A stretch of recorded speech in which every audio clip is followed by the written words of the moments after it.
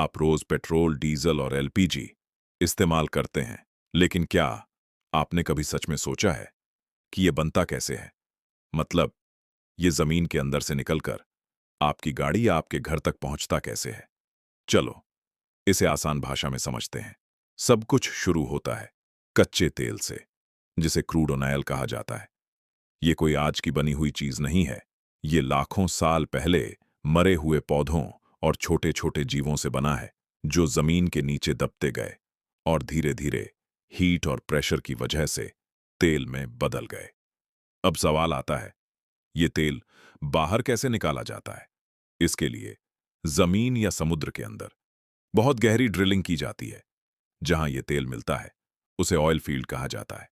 लेकिन यहां एक इंपॉर्टेंट बात है, क्रूड ऑयल को हम सीधे यूज नहीं कर सकते, इसलिए इसे भेजा जाता है रिफाइनरी में।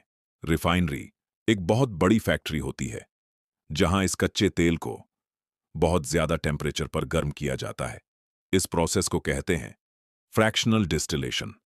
अब यहीं पर असली खेल शुरू होता है। जब क्रूड ऑयल को गर्म किया जाता है, तो उसके अंदर मौजूद अलग अलग हिस्से अलग अलग तापमान पर अलग होने लगते हैं। सबसे हल्की चीज ऊपर चली जाती है, एलपीजी गैस। फिर उसके नीचे आता है पेट्रोल और फिर डीजल, यानी एक ही कच्चे तेल से इतनी सारी अलग अलग चीजें बनती हैं। अब बात करते हैं भारत की।